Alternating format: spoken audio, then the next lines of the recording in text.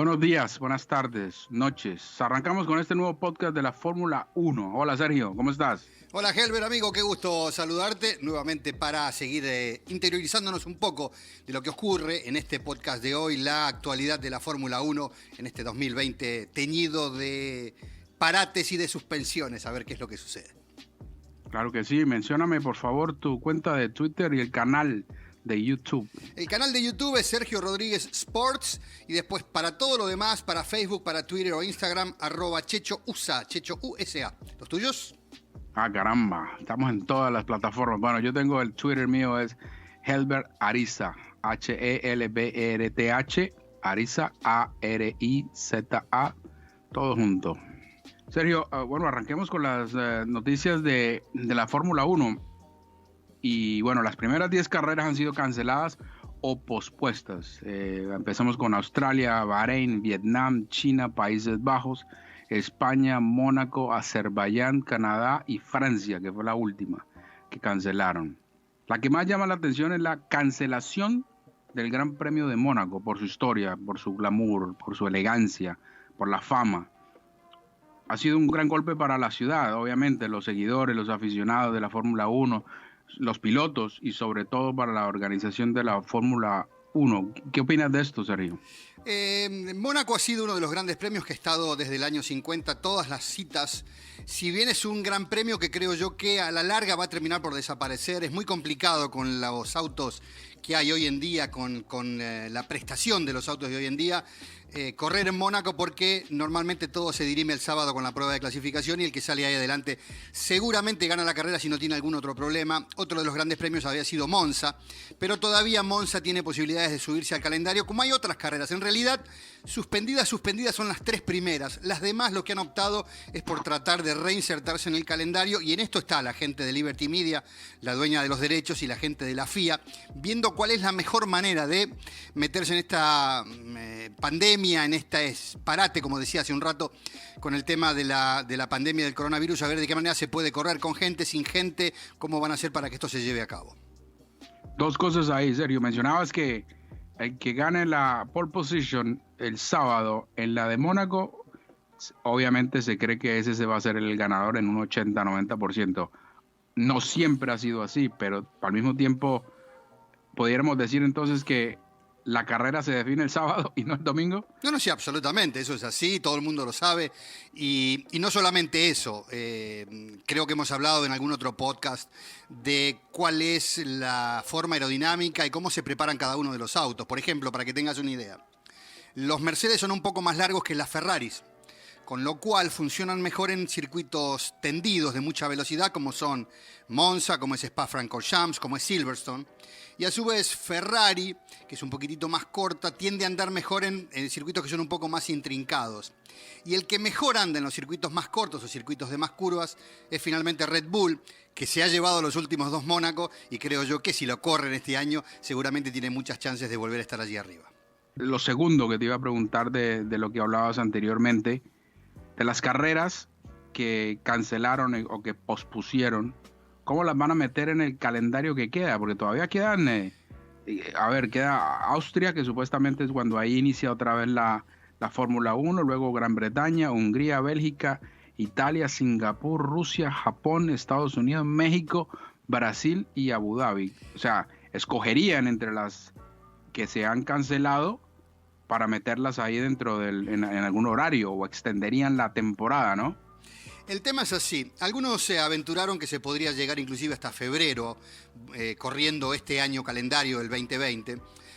Sin embargo, la estrategia me da la impresión que es viajar un poco menos, tener muy acotada a la gente que esté en el paddock, ya la gente de la FIA y la gente de Liberty Media, los que manejan los derechos de emisión de la Fórmula 1, de televisación y de evento como tal, le ha mandado a todos los equipos notificación de que van a correr no solamente los domingos. Para que tengas una idea, Austria abriría este calendario 2020 retrasado, primero que se saca lo que normalmente era el parate de agosto.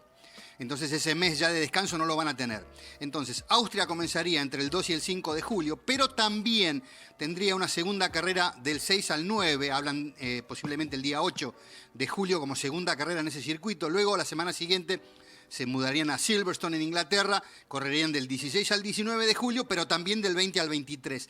No hay nada firme, no hay nada seguro, hay muchas cosas todavía que se están tratando, que se están discutiendo. Pero esto de que haya doble calendario, sin gente, solamente para la televisación, creo que es un poco lo que necesita, sobre todo el ente rector, y estoy hablando de Liberty Media, porque tuvo que adelantar mucho del dinero de este año a los equipos para que pudieran subsistir, porque hay 3 o 4 equipos que están muy complicados en el tema económico, y como tuvieron que cerrar las fábricas y licenciar al personal, y muchos de ellos siguen cobrando sueldo, se han gastado todo el dinero que tenían para este año de Fórmula 1, entonces Liberty Media ha tenido que pagar, y ahora tiene otro problema también, que es que no te olvides que el canon que pagan los países y los circuitos es muy alto.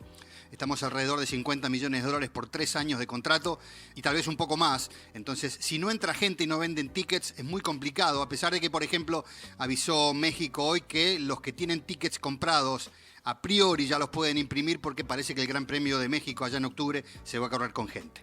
Sergio, abro un paréntesis ahí y me parece que vale la pena aclarar o al menos informar en qué afecta a los corredores, a los pilotos, si se van a correr un domingo y un miércoles, un domingo, un miércoles, o cuando como lo decidan. ¿En qué va a afectar o en qué va a beneficiar a una escudería o a un piloto? No es una pregunta fácil de contestar por esto. Dijo Christian Horner esta semana que seguramente los pilotos estaban un poco oxidados y que van a tener algún problema y va a haber muchos accidentes cuando volvieran. Yo no lo creo tanto así. Creo que el hecho justamente de correr en la misma semana 2 carreras, aparte no nos olvidemos que tienen pruebas libres y pruebas de clasificación, con lo cual están corriendo 3 días seguidos, y para la primera semana, en el transcurso de una semana completa, si hay doble gran premio por semana, van a estar corriendo 6 días o por lo menos 5. Entonces esto da la pauta de que los pilotos rápidamente van a hacer el catch-up y van a poder tener el manejo fino que hace falta para manejar estos autos. Claro que hay otras cuestiones, no nos olvidemos que es desde febrero que no corren, porque lo último que se hizo, o lo primero que se hizo este año, fueron justamente la presentación de los autos allí en Barcelona, en lo que son las pruebas de principio de año, y corrieron esas 2 semanas, acotadas también, y lo que pasó durante esta pandemia, todo lo que pasó en el medio hasta que se abra el juego el 2 de julio, es muchísimo tiempo, y además, muchísimos equipos estuvieron trabajando durante el parate, estuvieron trabajando en las computadoras, los ingenieros, hubo gente que estuvo resolviendo problemas aerodinámicos, como la gente de Ferrari. Entonces ahora, cuando pongan el auto a la pista encima, es un auto diferente al que se probó en febrero, con lo cual hay que empezar prácticamente de cero, y no tanto los pilotos, sino también todos los equipos. Los pilotos han estado haciendo simulaciones de carreras, pero claro, tiene poco que ver con lo que es sentir el auto. Como se dice normalmente, el auto se siente en la parte baja de la espalda, y la sensación es completamente distinta cuando uno maneja un auto de consola, cuando maneja el auto real. Así que estará muy bueno ver eso a partir del día 2 de julio, cuando empiecen las actividades. Debemos aclarar que por el calendario quedarían 12 carreras del programa original de 22, aclarando que se agregó una más al calendario regular, que son 21 carreras. En este 2020 eran 22. Ahora, supuestamente arranca la Fórmula 1 el próximo 5 de julio con el Gran Premio de Austria. ¿Crees que se llegue a correr? Absolutamente, sí. Creo que no hay chance de que ocurra de otra manera. Austria ya ha dicho, y están de acuerdo no solamente los dueños del circuito, que es Red Bull, ni más ni menos, con lo cual están empezando en la casa de Red Bull, en Toro Rosso, y hay un acuerdo con las autoridades, están suficientemente alejadas de las ciudades. Este es un circuito que está en la campiña, con lo cual es fácil para ellos mantener a la gente separada. Cada equipo se va a instalar en un hotel distinto del otro, se van a hacer pruebas de testeos de coronavirus en la gente que vayan al paddock, en los mecánicos, en los ingenieros, en todo el personal, que va a ser mínimo. Se van a hacer testeos cada 2 días, y cada uno de los corredores puede llevar solamente un invitado, con lo cual van a mantener las distancias sociales y hacer todo lo posible para que esto ocurra. Sí, lo que hay y que se está discutiendo mucho es el tema de los comisarios de pista, la gente local que actúa en cada una de las carreras por seguridad, para los banderilleros, para marcar y todo esto, porque ellos también deberían ser testeados, y esto es lo que está tratando, para que todos sepan que al estar con un compañero al lado, en caso de un accidente, tienen que ir 3 o 4 a ayudar a un corredor a sacar un auto de una determinada situación. quieren estar testeados para saber que su compañero en el momento de una de estas actividades esté también sano y no tengan problemas para poder actuar juntos. Muy complicado ese tema. Igual sabemos que no va a pasar, esos protocolos que se van a hacer. No importa cuánto hagamos de protocolos, no importa cuánto se diga que se va a hacer, igual van a haber infectados desafortunadamente. Pero bueno, nos tenemos que ajustar y la Fórmula 1 pues, sabemos que es una gran organización y debería tener los protocolos ya casi que marcados para las carreras. Ahora, de las carreras que quedan, te voy a mencionar las que quedan por calendario, no las que vayan a ajustar o lo que hablábamos antes. Las que quedan, Austria incluyéndola, Gran Bretaña, Hungría, Bélgica, Italia, Singapur, Rusia, Japón, Estados Unidos, México, Brasil y la última, Abu Dhabi. Aunque todas son importantes, cada una en su justa medida, obviamente. ¿Cuáles son las más importantes de este calendario ajustado a la coyuntura actual? Es decir, ¿cuál sí o sí deberían dársele la importancia o obviamente hacerla? Creo que de estas ninguna va a faltar y te explico por qué. Luego de lo que pasó en Australia al principio del campeonato, la primera carrera que se corre todos los años iniciando la temporada de Fórmula 1 es la de Australia. Allí aparecieron un par de casos de coronavirus con 2 mecánicos de McLaren. Inclusive Sebastián Vettel la misma noche del viernes, antes de clasificar el sábado, se había retirado del circuito antes de conocer que no se iba a correr la carrera. Mercedes había determinado no darle motores a las otras escuderías, a Williams, a las escuderías que corren con el motor Mercedes. De esta manera se sabía que no se iba a correr. Finalmente la FIA tomó la decisión, creo yo, determinada y coherente de no correr esa carrera. Pero a partir de ahora la cosa es diferente. Con este nuevo formato y con la necesidad que tienen de correr, ya hablaba quien es el médico asociado a la FIA, a la Federación Internacional del Automovilismo, y decía que por más que aparezcan casos de coronavirus, las carreras se van a correr igual. Lo que queda ahora, y me parece que lo que está en discusión, es los gobiernos que permitan que venga gente de afuera, con equipamiento de afuera, se instale en las ciudades para correr estas carreras. Pero creo que de estas carreras que están aquí, inclusive puede haber algunas otras, pero van a tratar de llegar a 18 grandes premios, corriendo grandes premios dobles. Por eso te decía en la previa, hay todavía discusiones para ver quiénes pueden correr grandes premios dobles y quiénes van a correr una sola carrera por semana para tratar de llegar a 18. Esto es, y tiene que ver con la cantidad de gente que la va a ver por televisión, con los auspiciantes y con el dinero que tienen que mover, porque ya en el primer trimestre del año la gente de Liberty Media, con Chase Carey a la cabeza, han perdido más de 190 millones de dólares, y esto sin hablar del adelanto que le tienen que dar a los equipos de Fórmula 1. Teniendo en cuenta todo esto, para mí, en mi opinión personal, en papel, suena todo muy bien, pero países, por ejemplo, como, Brasil, que está pasando por una crisis con el tema del COVID, o sea, no sé cómo vayan ellos a ajustarse. Quizás los países de Europa para ese momento ya estén mejor preparados. Y el mismo Italia, para mí, que ha sido uno de los países que más se ha afectado, en algún momento llegó a ser el primer país con más personas infectadas y muertos. No se puede correr por los temas de salud que hay en este momento. Creo yo que la alternativa será, en todo caso, seguir corriendo a puertas cerradas. Te decía hace un rato que México ya ha dicho que va a correr con gente. Es la única o el único circuito por ahora que ha dicho que va a correr con gente. De todas maneras, la situación en Brasil y en México, por ejemplo, como en Estados Unidos, la cuestión es, se está abriendo de a poco el país y la actividad, y creo que para el momento que se corran los grandes premios, ya por octubre, el panorama va a ser otro, para bien o para mal, pero creo que no tiene vuelta atrás. Y como algunos hablaban del contagio de manada, el contagio de todo el mundo, para que esto se haga más extensivo y así se pueda suprimir el virus. Son medidas que se tomaron, por ejemplo, en Inglaterra, que luego se dejaron de lado porque la presión fue mucha. Ahora la presión es mucha para que se reabran las actividades económicas porque la pérdida ha sido demasiada. Yo no podría darte exactamente una versión de qué es lo acertado. Me parece que las dos versiones tienen algo bueno y algo malo para todos. Dependerá de cada uno. Si alguien quiere ir a ver una carrera donde va a haber 200.000 personas y quiere estar en contacto con gente, bueno, ya ellos. Yo no lo haría, pero bueno, depende de cada uno en la instancia que esté en su vida y qué es lo que tienen. Creo que a nivel competitivo, competitivo, a nivel carreras de autos, a nivel espectáculo, no tiene otro remedio, y también la Fórmula 1 presiona a cada uno de esos países y muchas veces tiene mucho poder dentro de esos países como para que estas carreras se hagan. Así que creo yo y confío que una vez que se largue esto se va a seguir. No te olvides que para que el campeonato tenga vigencia y tenga validez, tiene que tener arriba de 11, 12 carreras, así que esto sí o sí se va a llevar a cabo. Muy bien, teniendo en cuenta todo eso, el cambio del calendario, el hecho de que los corredores no están en el día a día como en una temporada regular, los ingenieros tendrán las dudas pertinentes con los motores y autos. ¿A qué sale un piloto en esta temporada precisamente del 2020? ¿Cómo está su sentido de competencia, los reflejos? ¿Es una pérdida inmensa para las grandes escuderías o un alivio para las escuderías menos solventes económicamente hablando? Las dos cosas suceden. Las escuderías más chicas siguen teniendo desventaja con respecto a los más grandes porque ya estaban ahí. El rendimiento que ya tienen Mercedes, Ferrari y Red Bull estaba ahí en febrero. No pueden más que mejorar en este parate inclusive. Que también pueden mejorar los demás, pero nunca hasta ese punto. Me parece que hay muchísimo trabajo que hay que hacer en pista.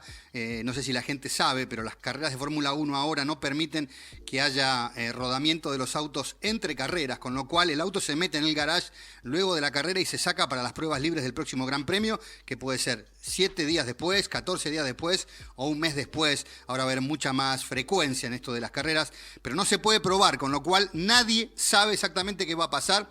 Ojalá pudiéramos, como digo siempre, en pos de la competitividad, que abrieran la puerta y saliera Williams, que ha sido de los últimos en los últimos años, siendo el primero y juntándole la cabeza a todos. No lo creo que la preeminencia la sigue teniendo Mercedes.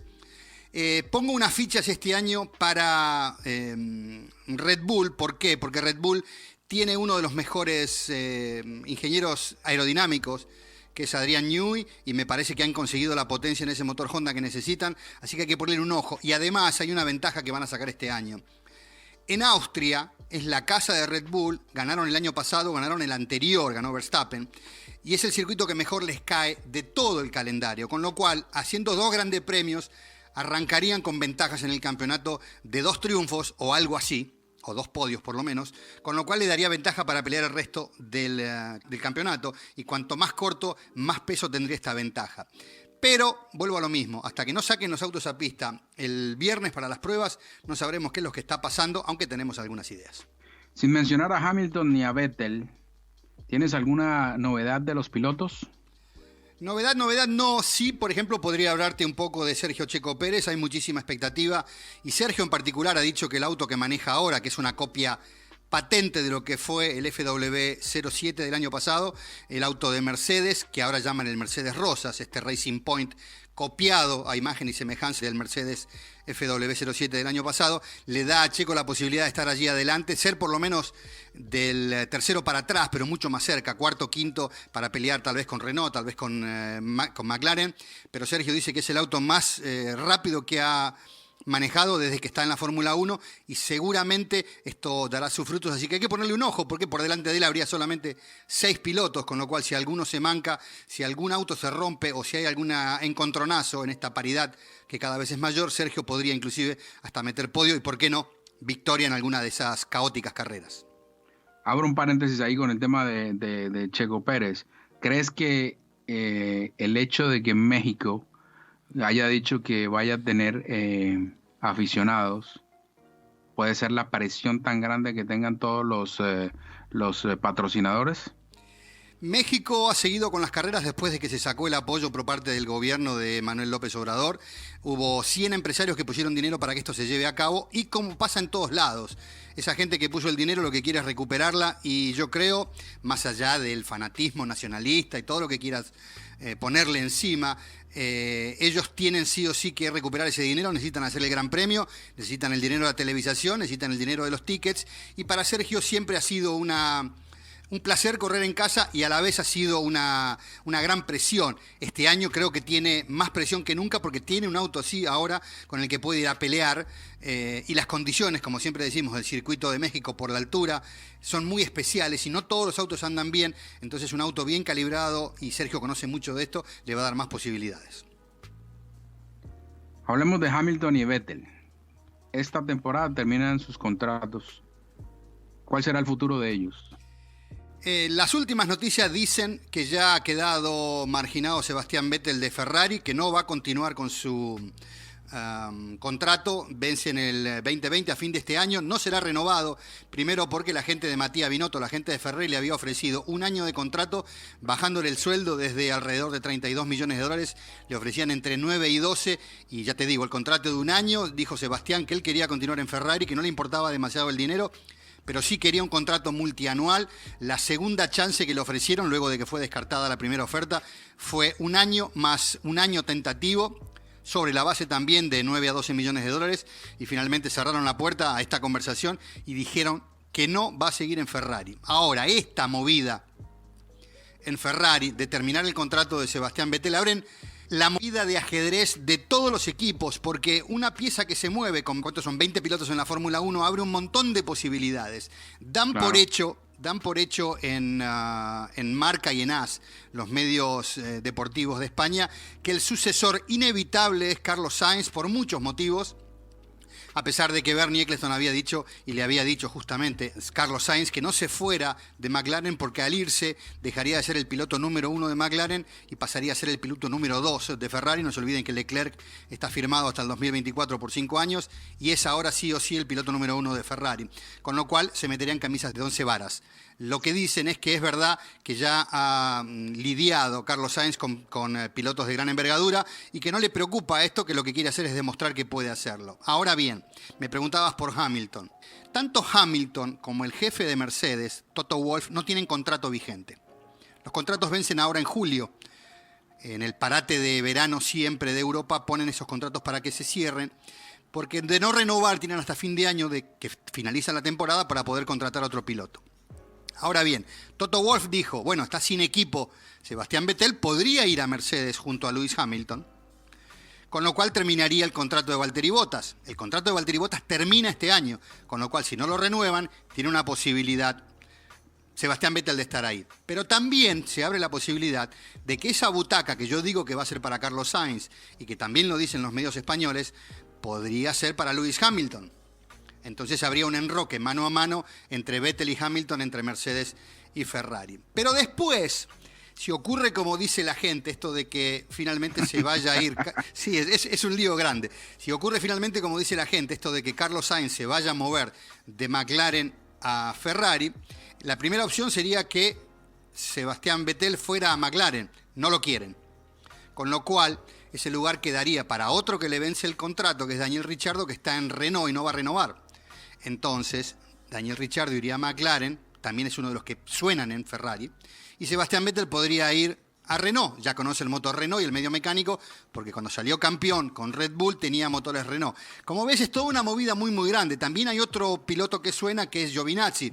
Giovinazzi es de la escuela de Ferrari, pero está corriendo para Alfa Romeo. Algunos dicen que no tiene la experiencia ni la fuerza suficiente para subirse a esa Ferrari y para poder pelear con Leclerc, pero también tiene como ventaja, primero, que les viene gratis, porque ya es piloto de la escudería, con lo cual no tienen que hacerle un contrato nuevo, y la segunda es que no sería una molestia para Leclerc como piloto número 1. Ya te digo, es un montón de juegos y de piezas claves que se empiezan a mover a partir de que uno se mueve, y yo me imagino también a esta altura, la noticia es muy fresquita, si Sebastián Vettel todavía no renovó, mejor dicho, recién se sabe que Sebastián Vettel no va a renovar con Ferrari, me imagino que su manager debe estar como loco buscando alternativas, y si ya no cerró es porque debe tener alguna que todavía no conocemos, y a partir de eso se pueden mover otras piezas en este tremendo ajedrez de solamente 20 pilotos.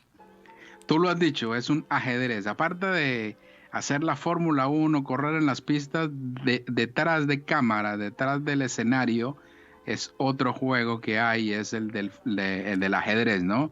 Las movidas de los pilotos, uno se va, uno se queda, quién firma, quién no firma, es un juego de cerebros ahí, y bueno, y bolsillo también, ¿no? Sí, obvio. Y hay otra perlita que no te dije, porque es traer cosas de afuera también. Recordarás que Fernando Alonso fue piloto de McLaren. Sí. Fernando Alonso, por falta de competitividad de ese motor Honda, que hoy no está más en McLaren, que hoy es Renault y el año que viene va a ser Mercedes el motor, Fernando Alonso se fue y dijo que volvería solamente cuando sea competitivo. Pero las cosas empiezan a ser competitivas para McLaren ahora. Cuando se fue Fernando, le dejó el lugar para que se sentara allí Carlos Sainz. Ahora Carlos Sainz se va.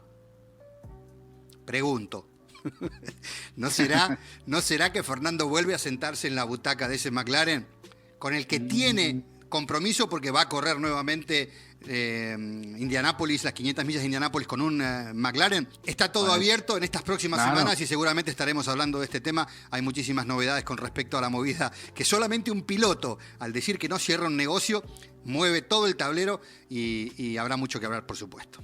Claro, y sería lo ideal, yo creo, para su carrera, terminar donde alguna vez corrió su carrera ahí, porque Fernando Alonso no está muy joven, que digamos, tampoco para la Fórmula 1, ¿no? No está muy joven y ya un par de años fuera de la categoría te dejan un poco obsoleto, a pesar de que Fernando, y esto no lo digo yo, lo dice la telemetría, lo dice todo la data de las comunicaciones y de las computadoras, cuando se corre, Fernando con un auto inmensamente inferior, como era ese McLaren con motor Honda que se rompía en cada carrera, era de los mejores por un montón de criterios que se utilizan en esta telemetría, de saber cómo se encaran las curvas, el radio de giro, la velocidad de entrada, la velocidad de salida, la aceleración, todo esto hacen que Fernando sea fuera uno de los mejores. Hay que ver si está en esas condiciones. Fernando ha seguido corriendo en otras categorías, pero sigue vigente. Y también se dijo esta semana que había tirado un bochazo para ver si podía subirse nuevamente a la Ferrari, pero me parece que le bajaron el pulgar muy enseguida. Y esto tiene que ver con lo que es Fernando Alonso como piloto y como persona. Fernando es muy competitivo y no se aguantaría ser segundo piloto de nadie, con lo cual esto sería más problemas para Ferrari y no soluciones, cuando lo que necesita Ferrari es tener un buen dúo de pilotos para conseguir el campeonato de constructores y, si se puede, superarlo a Hamilton en el torneo de pilotos. Bueno, buen dúo entre comillas, porque sabemos cómo es la rivalidad entre los mismos pilotos de las mismas escuderías, valga la redundancia. Volviendo al tema de Vettel, ¿tú crees que hubo algo ahí que se rompió con su escudería? ¿Crees que hubo ahí algo que no sabemos? ¿Qué opinas? Definitivamente es así. Hoy leía también, por ejemplo, cuando creo que Alain Prost decía que a Nico Hülkenberg lo echaron de Renault y no le renovaron el contrato que venció el año pasado, porque es amargo, porque es un tipo que tiene poca expectativa, poca perseverancia, poco espíritu de lucha en realidad. Y lo trajeron a Esteban Ocon. Y yo creo y pensaba justamente con respecto a Vettel, si uno lo ve a Vettel, es un tipo, primero es alemán, es teutón, es un tipo apocado, callado, casi reconcentrado. Y esto, para lo que es la Fórmula 1 y lo que se espera que sean los pilotos carilindos todos ellos, porque basta ver Drive to Survive para ver lo que son los chicos. Primero que son atletas, aunque parecería que para correr en automovilismo no hace falta ser tan atletas, son todos atletas, son chicos cada vez más jóvenes, 18, 20, 22, 23 años, 25, en el pináculo como tiene Carlos Sainz ahora, a los 30 ya son viejos. Y Sebastián Vettel es una imagen, más allá de todo lo que se equivocó y de ser superado por Leclerc el año pasado, por el piloto Monegasco, el principito, como le digo, tenía poca expectativa y bueno, llegó el momento de un cambio grande en Ferrari, sobre todo a nivel de pilotos, para que no se siguieran peleando como se pelearon en la prueba de San Paulo en Brasil. Así que le dijeron chau. Lo que le ofrecieron era justamente para que dijera que no y fue lo que ocurrió. Sí, es un tipo, obviamente sabemos la personalidad, que es muy serio, que es muy tímido, como lo comentabas, y al mismo tiempo lo hace que sea un poco, que se distancie un poco de los aficionados y de sus mismos compañeros de trabajo. No es lo mismo la personalidad de Ricardo, por ejemplo, que es completamente opuesto a lo que son estos corredores, ¿no? Tan serios. Sí, Daniel Ricciardo tiene una personalidad exultante, muy expresivo, la sonrisa siempre clavada en la cara. Inclusive tiene muy buena relación con Max Verstappen, que fuera uno de los ocasionantes de que él se fuera de Red Bull. Lo mismo con Helmut Marko. ¿Qué quiere decir esto? Mucha gente lo quiere, sabe que tiene buena relación con los mecánicos, con los ingenieros, pero Daniel Ricciardo tiene 33 años, si no me equivoco, y ya va de salida, y la apuesta es para pilotos un poco más jóvenes. Decía Vettel en algún momento, si quieres tener un amigo en el paddock, tráete a tu perro. Ahí ya te está diciendo cómo se maneja el tipo. Tiene razón, y otra cosa que por ahí la gente no sabe, y creo que también lo hemos hablado en otro podcast, Helbert, hemos hablado de que esto es un contrato. Cuando uno firma como piloto número 1 de la escudería, tiene ciertas prebendas, ciertas situaciones de privilegio. Si hay una sola pieza para usar que necesitan los dos autos, lo va a usar el número 1 y el número 2 se la tiene que comer. Si hay algo para probar que no se sabe el resultado, el que prueba es el piloto número 2 para beneficiar al número 1, y el que va con lo que tiene probado y que funciona es el número 1. Esto es por contrato y esto no se puede romper, y el piloto que hace lo que hizo Reutemann algún día, de tratar de subvertir esta cuestión y de tratar de ser el primero cuando por contrato era el número 2, lo termina pagando muy caro. Y está claro, lo bajan de la escudería o lo echan, y esto no está para nada como para que ninguno de los 20 pilotos, son muy poquitos y la presión de los que vienen atrás es mucha, no está para que ninguno de los 20 pilotos haga macanas y haga locuras, porque después pasa lo que pasa. Sebastián Vettel, 4 veces campeón del mundo, hace un mal negocio en realidad cuando le toca el auto a Leclerc durante la carrera de Sao Paulo, y lo hizo durante todo el año. ¿A qué lo lleva? Fíjense ustedes. Hoy está cambiando de escudería porque no va a seguir con Ferrari, o cambiando de escudería o yéndose a la casa, ¿eh? Ojo. ¿De cuántos son los contratos? ¿De cuánto tiempo puede llegar a ser un contrato? Lo mínimo y lo máximo. Contrato de un año es lo mínimo, como el que tiene Bottas, como el que le ofrecieron a Vettel, como el que tienen los pilotos de menos renombre. A pesar, porque uno dice contrato de un año, pero hay muchos pilotos que tienen o son de la escuela D. Por ejemplo, hay pilotos que vienen de la escuela de Mercedes o de la escuela de Renault, de la escuela de Red Bull o de la escuela de Ferrari. Como Giovinazzi, que está en Alfa Romeo, pero es un piloto de Ferrari. Con lo cual, si bien le firman un contrato por un año, tiene una relación de más años con la escudería y es piloto de prueba de Ferrari, y lo pueden llamar como para que el tipo siga ligado. Y después hay pilotos de 5 años, como le acaban de firmar a Leclerc.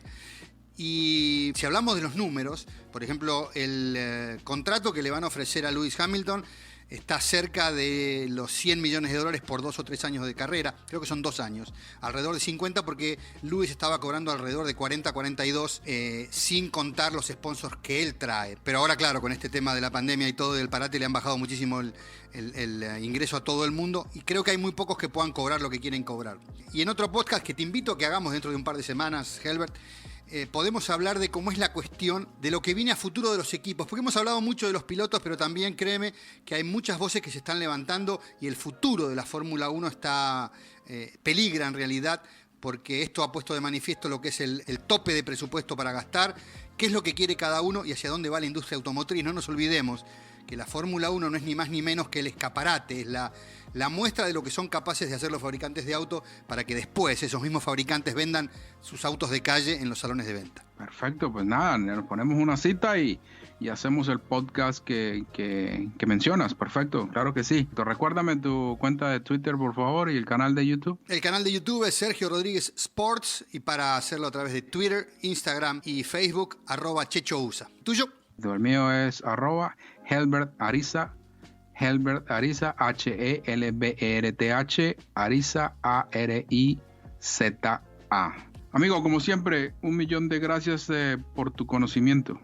Al contrario, un gusto enorme como siempre, Helbert, un abrazo a la distancia, y estamos siempre a la orden para seguir develando qué es lo que ocurre en este impactante mundo de la Fórmula 1.